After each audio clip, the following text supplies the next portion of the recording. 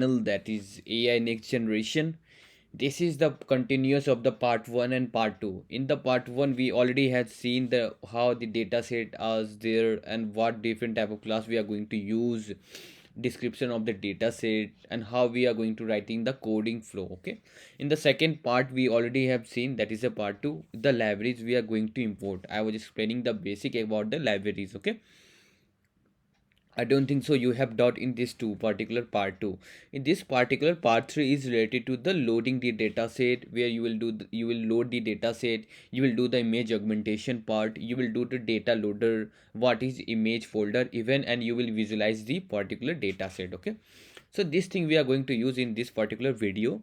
So the next thing is that you have to load the data set. Okay, so you have already, I've just shown you in the part 1, you have one train set and another is a test set, and you have to load this particular data set. Okay, so first of all what you have to just give the path of that data path for the particular train, and what you are going to use, you have to just pass the particular path. Okay, so you can just directly pass the path, already it is there. So let me show you, and I this particular link I will share with this in this particular go in the description of the video, so you can just directly download from there. So it's like COVID-19 dataset. In that you have two folder, one will be the train, another will be the test. Okay, so inside train you will have the three class, and outside the test also you will have the three class. Just copy this path, copy path, and yeah, and just paste it there. Okay, now the same as it is you are going to use for the testing also. Okay, this particular data path you are just writing for the training, and then the second thing you are just writing the data path for the testing. Okay, and you have to just write the similar as it is, and it is there for the testing, and just copy path of this. Yeah, and you can just paste it. Okay, so yeah, you have done with the data path train. You're just passing the path of the data set. Okay, so and you are just doing everything. Now after that what you are going to use, you are going to use the image augmentation part. That is basically you are going to transform your image to a different resize, or you also want to do some random horizontal flip or vertical flip, suppose, so that you are building a model too much smart model. Okay, so basically means you are just passing the image that of the x-ray, that can be of any angle, whether it can be of horizontal angle, of fully vertical flip, or 90-degree rotation. Okay, so you are making your model to be trained in each and every condition. Okay, so it will give you the good accuracy for that. Okay, so for that we are going to use the image augmentation part. Okay, how you can just do, first of all you have to just define what image size you are going to use, that is the constant. So I am going to use the image size as the constant, that is 120. I suppose you are just going to use, means dimension of image will be 120 height and 120 width of that, and the basically it is a colorful image, then channel will be basically a 3. Okay, so we are going to see this thing. So first of all we are just transforming that image to a various type of transform we are going to use for the every images. Okay, the first of all what you are just writing, you are just creating a variable, that is a transforms. I'm just writing. Okay, so first of all what, just write the transforms what you have just imported there, just write this thing, and dot compose. What do you mean by the compose? If you want to compose means you are just transforming the image, sets of image, you can just say. So you can just say for particular one image you want to transform into a multiple, you want to resize also, you want to do the horizontal flip also, you want to normalize also. So multiple transform you are just doing for the single image. Okay, so that's what you can just write the code with the help of compose. Okay, like sets of transform you are going to write now. So for that what you are just creating, you are just creating a list. Okay, so inside the list you are writing everything. Okay, so first of all what you are just writing, you want to transform, first of all you will do the resize of that. Okay, so first of all what you just write transform dot resize. Okay, and here you have to pass which particular thing you want to do resize, because your image data could be, some image could be like 500 cross 500, some image could be a 400 cross 400, but you want to resize every images to into a one dimension. It can be anything, it's up to you. I've just taken image size as 120, so I'm just passing like I should be image size. Okay, image size comma image size. Okay, Clear? I don't think so you have doubt. Okay, you are just transforming every image into a fixed dimension, that is a 120 cross 120. Okay, then the second thing is that what you are going to use, sorry for that, why it's coming. Okay, so after that what you are going to use for, then after that we are going to use some random horizontal flip. What do you mean by that? This is the part of image augmentation part, where you want to flip your image into a random horizontal in any angle. It can be a 45, it can be a 30 degree, it can be a 90 degree also. Okay, so you are just flipping the angle, so that you are making the model too much smart model. Even if you are just passing the x-ray that is of 45-degree flip or something 30-degree flip, so model will able to detect whether the person is suffering from the COVID or not. Okay, so for that what you're going to write here, transform dot random horizontal flip. Okay, this horizontal flip, just call this particular. Okay, so now the third thing what you are going to do, now you want to transform every what these particular pixels into a tensor. Okay, because the pythons they expect your matrix will be in the tensor form. Okay, so for that what you are just writing here, transforms to tensor. Okay, you are just converting everything to a tensor. That what you are doing now, I think is clear to you.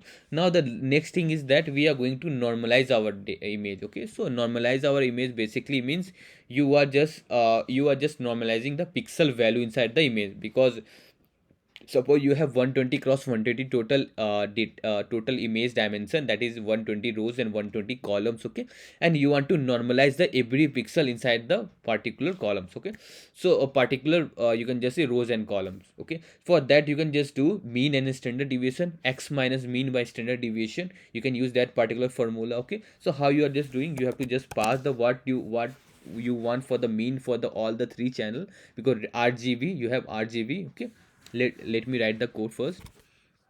Transform to normalize. Okay, transform normalize, and here you can just pass, first of all you have to pass for the mean. Okay, so for the mean what you want, okay, you have to pass in the list. So we are just passing the value that already had been trained by particular, you can just say image data already has been trained by the ResNet and GoogleNet. They already have been trained with fixed normalized they have used. Okay, for that, so I'm using their same normalizing value what they have just passed. They have already have trained on the millions of data set, and that was the really good mean and standard deviation they have just calculated. Okay, so what you are just going to write, just write 485. This is for the RGP. Okay, you have to write the three things. Then after 0.4456 I think, and the third thing you are going to write is 0.475. Okay, so this is the number you are just passing for the all the three channel, the mean. Okay, then after that you also have to pass the standard deviation for that. Okay, so what will be the standard deviation for that? You are just passing in the string form, 0.229 comma 0.224 comma 0.225. Okay, I don't think so you have a doubt. You are just passing the normal, you are just passing the mean and standard deviation. Now it will go for the every pixel, it will just calculate the exact value. It will do x minus mean by standard deviation, that it will do the this one. That's what I was speaking, that is x minus mean by standard deviation. Okay, I think it's clear to you. You have just make the image transform, and then after that what you are going to use, before where you are going to fit this thing, you are going to fit this thing. First of all you want the image folder. And what is the use of image folder? Now I will explain you the much clear. Even in the blog also you can just read about the image folder. It is written nicely by Pranavi.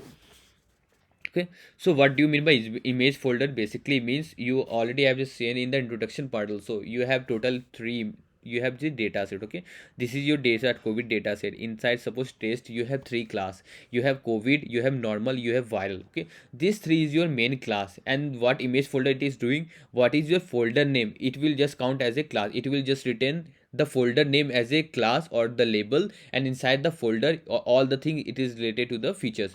Inside the COVID, all the images will be related to the COVID. So all the images will be the feature, and their target or their label will be COVID. Okay, so folder name it is written as a label. So that is the function of a image folder. So we can just see. So let me zoom in. Okay, so for what you are going to write here, you are just you are going to write here 10 data, and here you are just passing image folder. First of all, you are just already you have just imported the libraries, and you have to pass the two things. One, you have to pass the root. Okay, root is basically the training part of that. Okay, you already have been pass, I think, train. Let me see what we have just done, data path train. Okay, the path you have to pass data part train. Okay. Okay, so you're just passing this one, and then after that the second thing again, it's like you have to you have to pass, basically you want to do transform of this particular image or not. Okay, you already has been created image transform, just write the transform. Okay, you can just write here transform and equal to image transform. Okay, you already have created there, so no, you don't have to write it again. You have done this thing for the training. Again the same code you can do for the testing also. Test data, and you have to pass image folder. Okay, and you have to pass the root of that. Okay, and here you have to pass for the test data path for the test. Okay, data path for the test. Again you have to just pass the transforms you want to do for the transform, target transform, or you can just write transform, and you have to just pass the basically image transform. Okay, that's it. Okay, so I don't think so you have doubt in this. You are now you will see what is the length of data set and what is the class of the data set. It can be there, you can just now visualize. If you want to see the length of train data, so what it can be, it will return. Let me see what is the length. It has only 251 total length. Okay, it's really small data set. And for the test data, what you are just going to see for the test data. Okay, so length of test data is basically 66. Okay, so that's it. That is really small data set. Okay, so you have trained data set, you have test data set. Now you want to see the class of that, means label of that, what has been labeled. So for that, what you are going to use, just write 10 data, and just whenever you are just going to do the tab, so you are able to see, okay, this type of things, root register, or this different type of things. So what you are going to write it here, train data dot classes. Okay, so if you are going to write for the class to index, okay, class to index, and you have also the class, so it will just automatic index that the like if the first one is the covid, then it will label as a 0. Okay, like covid as 0, normal as 1, and viral as 2. Okay, it's clear to you? I don't think so it's, you have doubt in this also. Before now going to the next step, data loader, you want to split something, you want to leave the images for the testing part. Okay, so testing for that, you can just use the concept of the random split. Okay, you don't want to split for the training, you want to split only with the testing part. Okay, so for that, what you want, you want to split random. Already you have been imported this library and explain you in the part 1 series. So you are just passing the only for the test data. Okay, you are just passing only for the test data. Okay, and then after that you have to say which particular, in which particular you want to split. Okay, in which the amount you want to split. Okay, so I want the 16, like 50 should be for the validation and 16 for the testing. Okay, then you have to return the two condition. If you are just passing the 3 value, then it will return the 3. Okay, so what you have to just write here, well data, and then after that you have to write for the test data. Okay, I don't think so you will have any doubt in this. Clear? And you are just splitting the data set. Let me see. Now you can just see the length of well data. Okay, and the length of test data. Okay, 15 and 16, it's no doubt in this, you are clear with this. So you have splitted. Now you have training data, you have testing data, you have validation data. Okay, so now what you will do, now you have to just everything you have to define into a batches. That is, you will just use the concept of data loader. Okay, so data loader, it is, you are just preparing the data for training purpose. Okay, you have the images, and you are just dividing the images into a batches form. Okay, so for that, what you are going to use, data loader concept.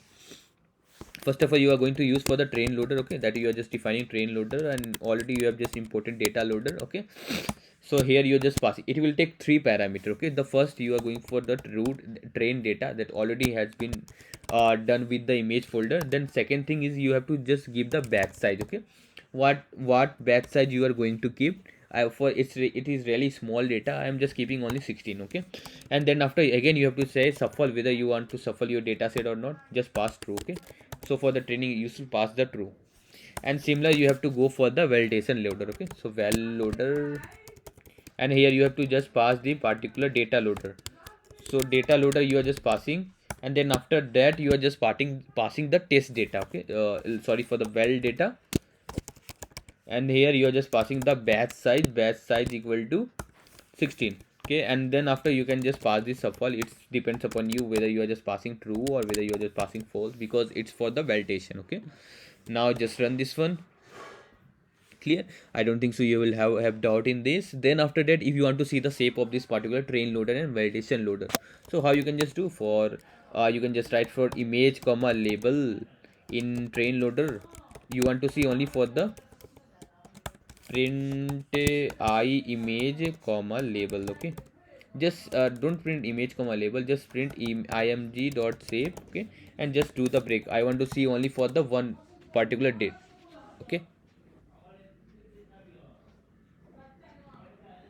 Okay, so I don't think so you will have doubt in this. You are just saying what it is returning. It is returning 16, that is a batch side, and it is returning n, that is a number of channel, and height and width. Okay, it is returning in the form of, always remember, it is returning in the form of, just I'm just writing here, you are just writing number of sorry, number of the, and represent the batch size, then you are going for the number of channel, then after height, and then after width. Okay, this is the format they are just returning, and you should know about this, about the data loader, and I think it's clear to you.